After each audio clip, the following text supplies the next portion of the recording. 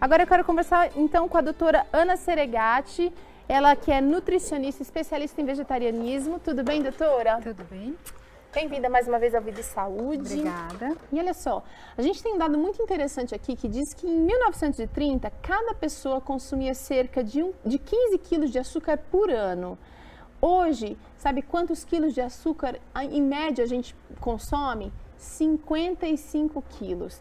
Na China, a média mundial é 21 quilos, mas na China são apenas 7. Isso tudo de açúcar deve realmente causar um estrago considerável, né, doutora? Um estrago básico, né, como a gente diria. Sobrepeso é o primeiro que aparece, né? Quando a gente consome muito carboidrato e o açúcar ele está presente em várias coisas aí que a gente consome, a primeira coisa que acontece de errado é a gente ficar acima do peso. Claro, sobrepeso e obesidade são graus diferentes, mas os dois são danosos. No mesmo caminho, tá? Né? Quando você tem abuso de açúcar também, você pode estimular o seu corpo a desenvolver o diabetes, que não é aquele diabetes que a pessoa nasce desde pequenininho, mas é aquele diabetes decorrente de alterações no metabolismo e que o organismo passa a não dar conta de baixar o açúcar do sangue como deveria acontecer normalmente. É o diabetes que é resultado do estilo de vida bagunçado, né? Do estilo de vida bagunçado e do excesso de peso. Vamos tentar entender um pouquinho como que o açúcar atua no organismo. Uma vez que quando a gente come uma dessas guloseimas, por exemplo, qual é o primeiro caminho do açúcar? Então, a digestão começa na boca. Isso rapidamente passa pelo estômago e chega no intestino, na primeira porção. E ali é rapidamente absorvido, especialmente porque essas coisas não têm nada de fibra. E são as fibras que retardam ou que modulam, ou que equacionam, né, essa velocidade de absorção do açúcar. Quando o açúcar chega na corrente sanguínea, ele precisa entrar para dentro das células, ele não pode ficar passeando. Esse é um cenário muito ruim para o corpo. E aí uma parte do nosso sistema digestivo, que é o pâncreas, ele vai jogar um hormônio na corrente sanguínea para abrir a porta da célula para a glicose entrar. Tá?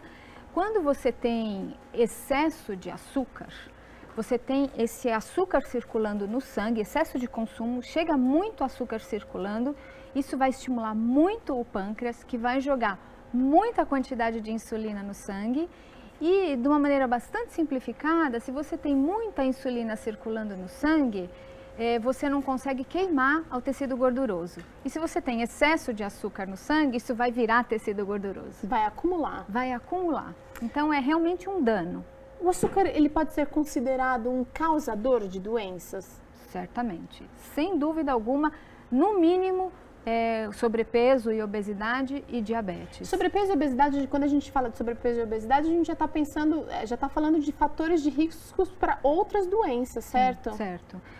Sobrepeso, só para a gente, assim, existem faixas, né? Sobrepeso é uma faixa anterior à obesidade, a obesidade tem vários graus. E o diabetes, como falei, ele pode ser induzido pela ingestão de açúcar. Agora, se você tem também um nível de açúcar alto no sangue, você pode, por exemplo, ter alteração nos níveis de gordura, do colesterol. E eu ia perguntar ia falar sobre isso. Colesterol, então, também está na lista. Colesterol e triglicérides, certamente. E tudo, assim, que ficar em excesso vai ser convertido em gordura. Pode ser tanto a gordura externa que a gente vê, como a gordura que vai acumular nas vísceras. Por exemplo, tem gente que desenvolve a tal da gordura no fígado. E pode ser decorrente, então, de Normalmente isso é decorrente de carboidratos, especialmente açúcar.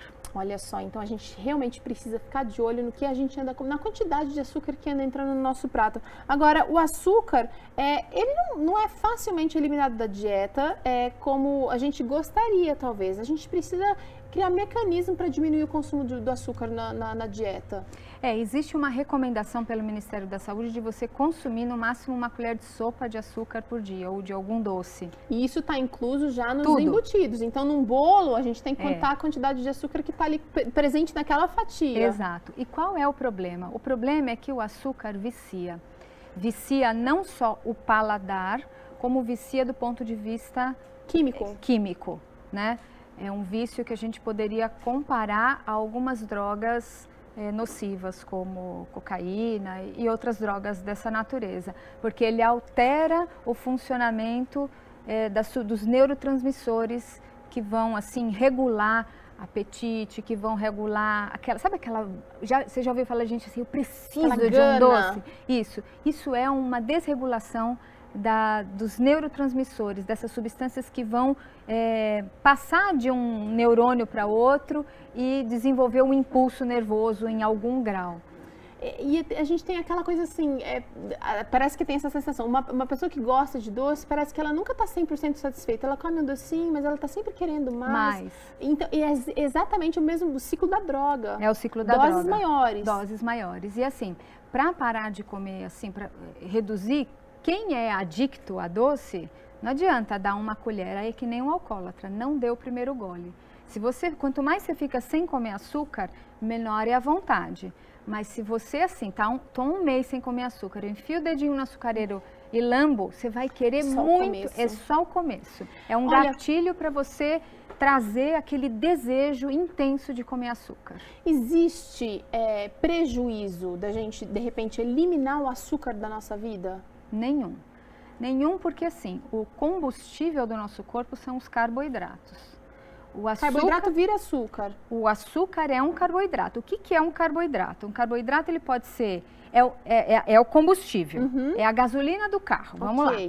E você tem dois tipos de carboidratos, que vêm das frutas, que é um carboidrato bem simplesinho, são duas moléculas assim, que você passa uma serra e logo já libera, né? E um carboidrato mais complexo que todo mundo conhece é o chamado amido, que são várias moléculas de glicose e aí precisa das enzimas ali, de uma faquinha para ir cortando e separando, né? Então você precisa da glicose e a glicose pode ser obtida, por exemplo, dos cereais integrais e das frutas.